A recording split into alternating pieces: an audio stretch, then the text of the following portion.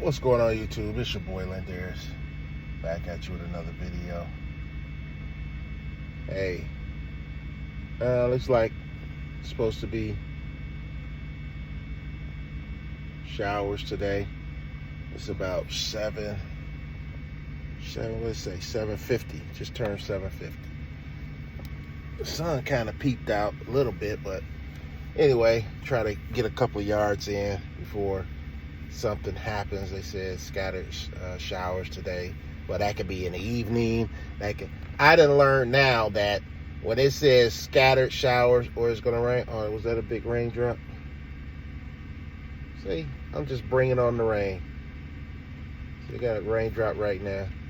Raindrops. I kid you not. But as soon as I start talking about it, raindrops. So hopefully it's maybe a cloud going by. Look at these clouds. They just kind of going by that way. Yes, go away. Go away, clouds. Go away. Go away, clouds. Anyway,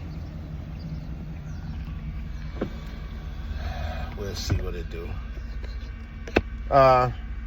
But yeah, just try to get something done before whatever. Anyway, I had my son working with me for the last 2 days. He's been trying to roll with me the last couple of weekends, and I've been knocking out yards. So I've been having a free day.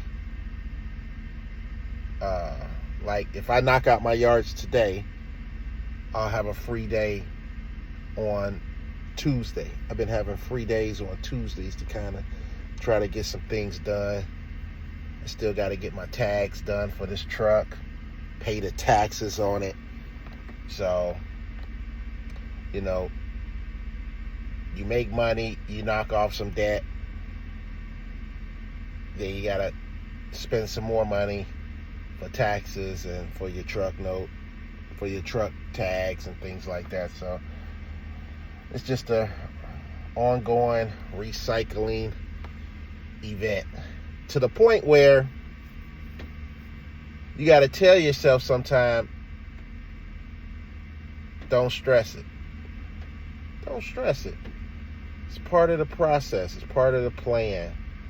It's part of the reoccurrent struggles of life. You make money, you end up spending money, and when you got the money, you holding on to the money. Somehow something happens or an event happens that take that money. You know? So unless you got an abundance of money, abundance of income, that it could take it and it doesn't affect you or phase you or doesn't put you in a certain mood or whatever the case is, you know, you good. So that's why I sit back sometime and I think about some of the millionaires and billionaires, and not taking nothing away from them. They earned it. They got there. They did whatever they got to that status to earn that money. Now, some of them, but majority of, see, now it's going to rain. See, just when I think I'm going to get out there and do something. Come on. Ah, God. See, just when I think I'm going to get out there and do something. Let me turn my car off for a second. I do got to get gas and put gas in the more, but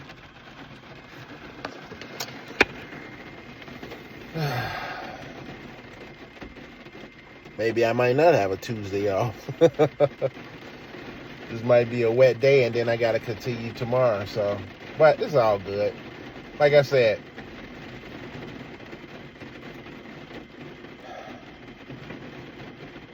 what was I talking about?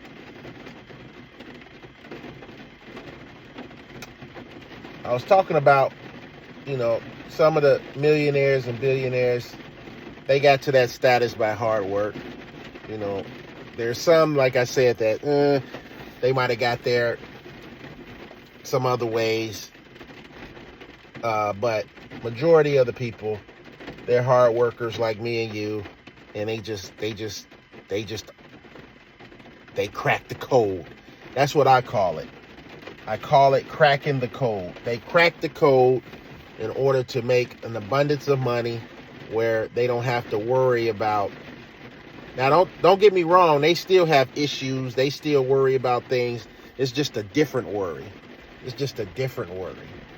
Like, for instance,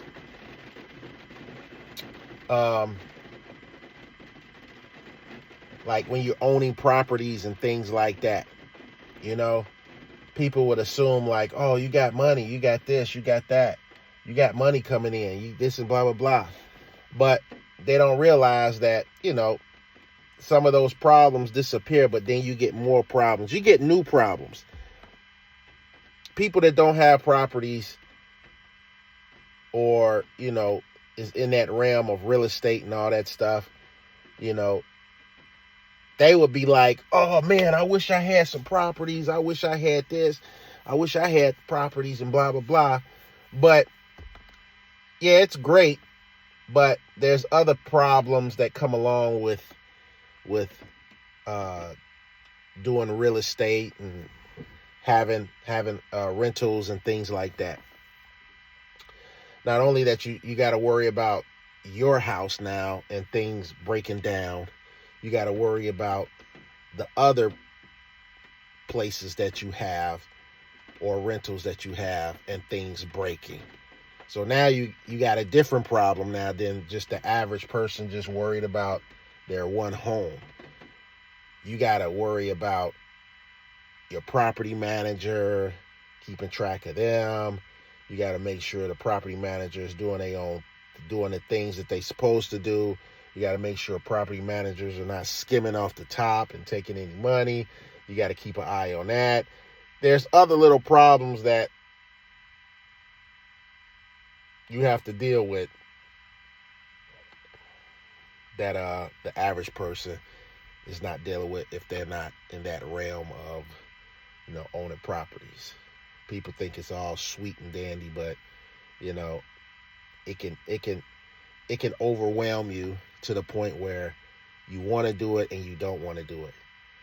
You gotta put this grind in, just like anything else. You gotta put the grind in, and you gotta stay focused and keep moving. You gotta keep moving. So when things break down and you gotta dump out and fork out money, you gotta just go, oh God, and be thankful that you got some money to take care of that problem. But at the same time, you like, oh man, I can't catch a break, man. And you get stressed out and this and that. But like I said, kudos to the millionaires and billionaires that got to that status. I just be wondering what's it like not to worry about money. Like, you focus on other things in life, which could be very cool. You can focus on helping people. You can focus on other ideas that you have.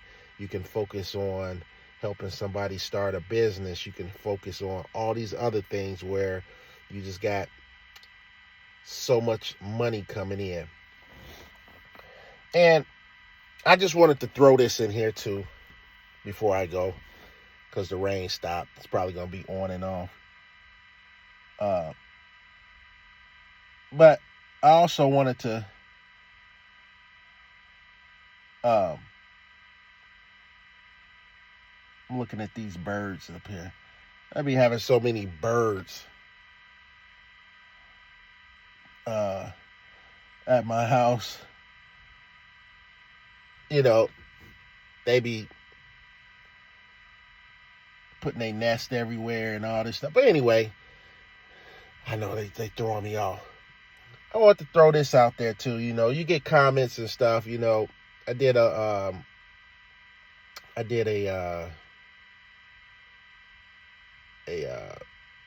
cleanup, me and my son, and I said that I charged $1,500 to get this yard cleaned up, and somebody said that, man, what a ripoff, things like that. So when I heard that, I'm just thinking to myself, man, this is the reason why lawn care providers and landscapers, especially just if you do lawn care, this is why we got the rap that we have.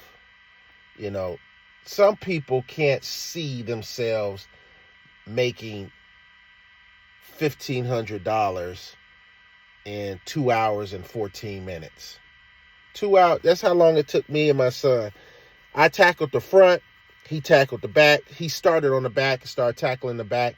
He got majority of the things, because in the middle of the grass was growing like small little trees, 2 inches diameter, growing out the grass, because they have not cut the grass at all. And this ain't just they didn't cut it this year. They didn't cut it last year. And God knows they didn't cut it the year before, because there were like literally small little trees back there. Go and look at my video when I did the estimate. Go and look at the video when my son took a look at it for the first time. Go look at that and tell me, what would you do that yard for? What would you do that yard for? So when I get somebody that says, oh, that was a ripoff, 2 hours and 14 minutes is what it took us, and you made $1,500 off, I was being nice about it, and I still didn't do everything as far as clear everything out as far as some bushes that could have been, but majority of the stuff, man, we rocked out that yard. We rocked it out. And, matter of fact, there was $1,600 with tax. So we rocked that out and got that yard back in the shape, back manageable. Go take a look at the video and you'll see what I'm talking about. And that's what I mean by lawn care providers are so cheap. Some of us are so cheap that we can't even fathom charging what we're worth and what the and the magnitude of the situation. And that's why so many customers look at us as bums. Let's just keep it real. Majority of the customers look at lawn care as bums, as people that's just going around with a lawnmower and, cutting just grass. They not taking value into what you're doing for them. They just like, oh, that's just the lawn guy. He could do it for cheap or whatever. And that's why a lot of customers, when you get these customers, now some people fall on their bad luck. Kids move away, there's nobody there for them, husband passes, majority of the time it's the women, and they just can't get out there and do some of this stuff, right?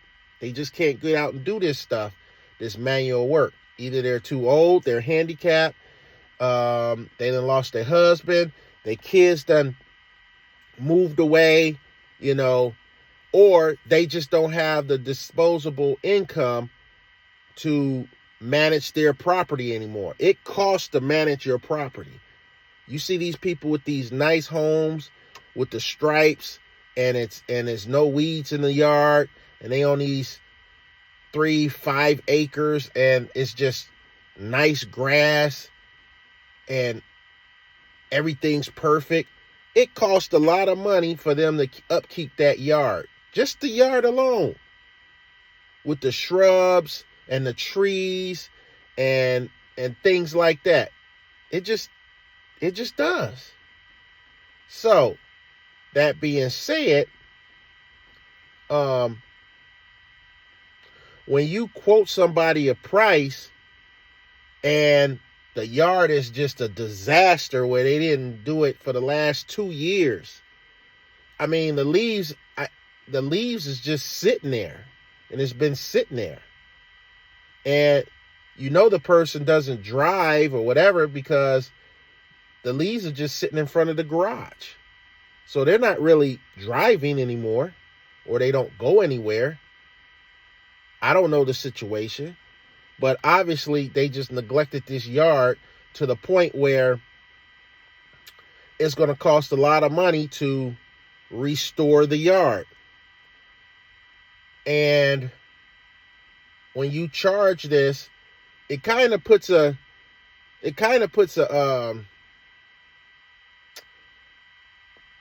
it lets you know that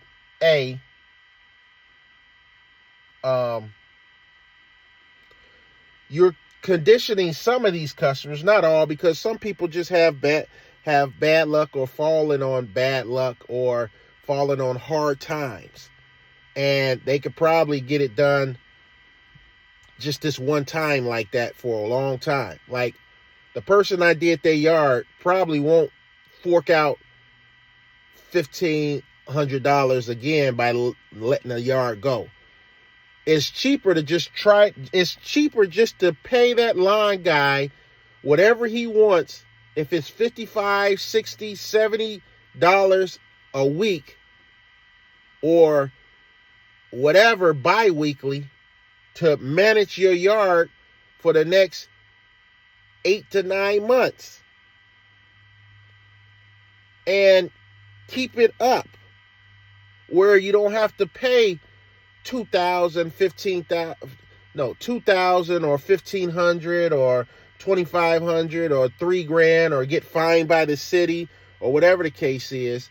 You won't get that. You won't have to deal with that if you just have somebody maintain your property and pay them what they need in order to maintain your property and be comfortable with. Yeah, it might hurt, like, oh, okay, I'm paying this guy $70, but at the same time, you're not neglecting your yard, and you're not going to have to fork out a whole bunch of money just to get your yard back in shape because you neglected it the last 2 or 3 years. So for people to be like, oh, you got over on that person, blah, blah, blah, that was too much. It only took you, 2 hours and 14 minutes. It couldn't have been a lot of work. Yeah, we didn't take a break. We just kept going. We was manually loppering, if that's a word, in the backyard. Those trees down before I came back there to use the skag, the little limbs and stuff, cleared off the back porch. All these vines, cleared off the vines coming from the house. The leaf job. We did a lot for that yard. For the amount of money, I don't really think that was the true price that we should have got. But to help her out, because that's all she, could afford, I ended up doing it. I ended up accepting the bid on it, just to help her out and, get the job done. So, that's why, like I said, we don't even condition our customers to be like, hey, don't do that. Don't neglect your yard, because if you neglect your yard, you're going to have to pay a lot of money to get it back in shape, and it's going to cost you. So they just let their yard just go. I had a phone call earlier yesterday. Let me read it to you if I can find it. Let me let you hear the conversation that we were doing. If you stayed this long, thank you. I appreciate it. Let me tell you. Let me let you listen to the conversation. Okay, they called me. I said, hi there. I will take a look at your property today and give you an estimate. I will tell you that our minimum weekly lawn maintenance is $50.50 for bi-weekly. No. Yeah. $50.50. Bi-weekly lawn maintenance is $83.50. Our one-time cut is $65. If these prices fits your budget, let me know, and I'll be by to take a look at it, right? So she hits me back and says, your bi-weekly amount, which is the $83.50, your bi-weekly amount is way too high, but thank you for responding. So if you really break down the bi-weekly, break that bi-weekly down. So if you're paying $50, you're basically paying $100. I mean, you're basically paying $200 a month, right? With the 80, just break that down. So break down the 83. You're basically cutting this yard for $41 and something, or whatever the case is, or less than that, 49 or whatever, 40, 49. Just let's just round it. Let's just say you're charging $80. Let's just keep it simple or whatever, I guess. So basically, if you're basically cutting the yard for $40 for each week, but you're not going each week. You're going every 2 weeks, so you're cutting it for $80. So in reality, if they take the bi-weekly, you're basically getting your yard cut for $40 a week instead of $50 a week. So you're getting $10 off, your total price or whatever. I mean, you're getting $10 off, you get what I'm saying. So that's the way I look at it, but she's saying it's too high.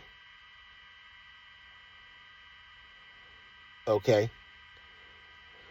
So it says, now I ain't gonna look at the yard yet. Listen, I ain't gonna look at the yard yet. You're gonna get a kicker out of the yard.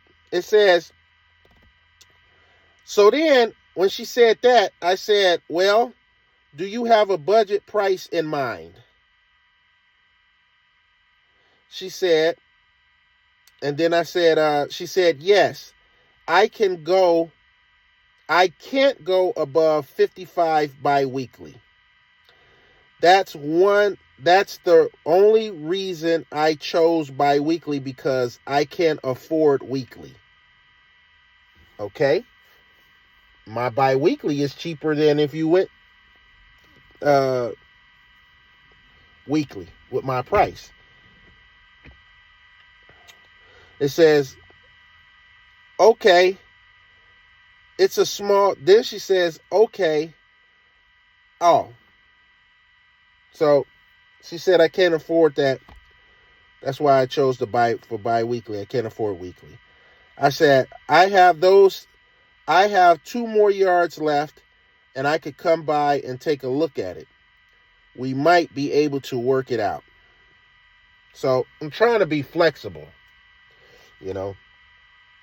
I try to be flexible sometimes, It says, because she did say it's a duplex. So sometimes the duplexes, are half the yard or whatever the case is. So that's the only reason why I said, okay, let me go take a look at it. Maybe it's worth, whatever. I'm still going against what I tell you, stick with your price, blah, blah, blah, no matter what, don't matter, blah, blah, blah. So I said, let me go by and take a look at it. Because sometimes I like to see what customers think they should be paying for. So sometimes I ask that question, well, what can you afford? What do you think you can afford? Things like that. So she says, okay, it's a small lot. I used to do it myself, but I've gotten too old to be able to do it myself, and my son and grandson have all moved out of state. So now I have to find someone. I just started looking this morning. You just started looking this morning. The grass has been growing. The grass been growing. Trying to find the best price. You're not trying to find the best price. You're trying to find the cheapest price. Just keep it real. I'm trying to find the cheapest price. Just say that. Don't say I'm trying to find the best price. You're trying to find the cheapest price. I'm not at home, but feel free to come by and take a look at it. It hasn't been mowed yet this season, so it's pretty long. But once it's mowed, it won't be like that in the future. What? You haven't cut it since? Oh my God. I go over there and lo and behold, she's right. It ain't been mowed since the season started. So what does that mean? You got March, grass is growing, starting to grow. April, grass is growing, it's raining, it's growing. And we in May, almost at the end of May or mid-May. That's 2.5, almost 3 months of grass growing.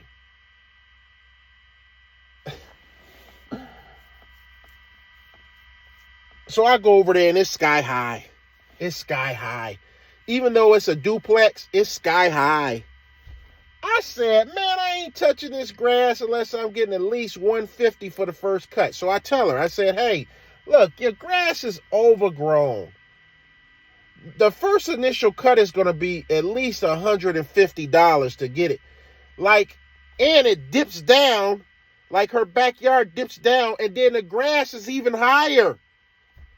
Because the grass is dipping down and the grass is growing to compete with the grasses on the top. On the hill.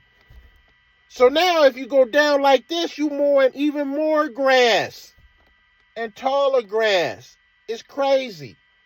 Hey, I'm sorry for taking this long on this video, but these are all the things that's wrapped up.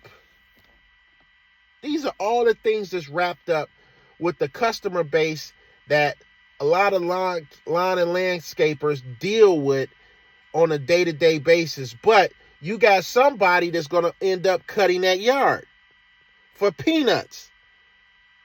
So say, for instance, nobody touches that yard for $150.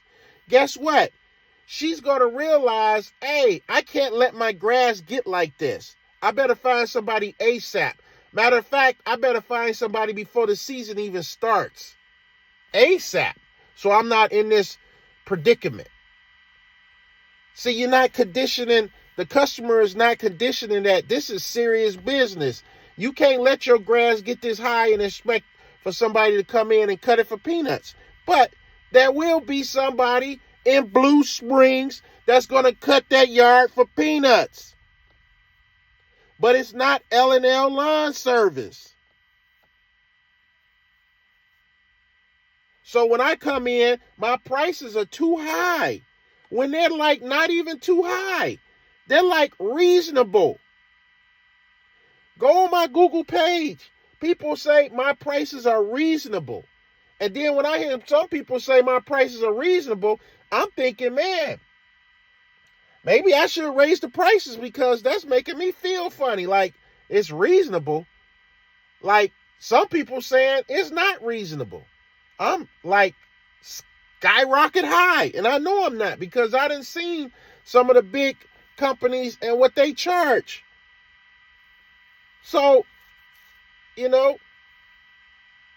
now some big companies could get away with charging, a little bit less or whatever the case is. But that's them because they got crews and they got, so they got so many yards that, they can afford to just pick up somebody. They looking at how many yards they got. They not looking at the potential of what is it? Is it quantity or quality? They looking at quantity, I guess. They trying to get quantity. They not focused on quality.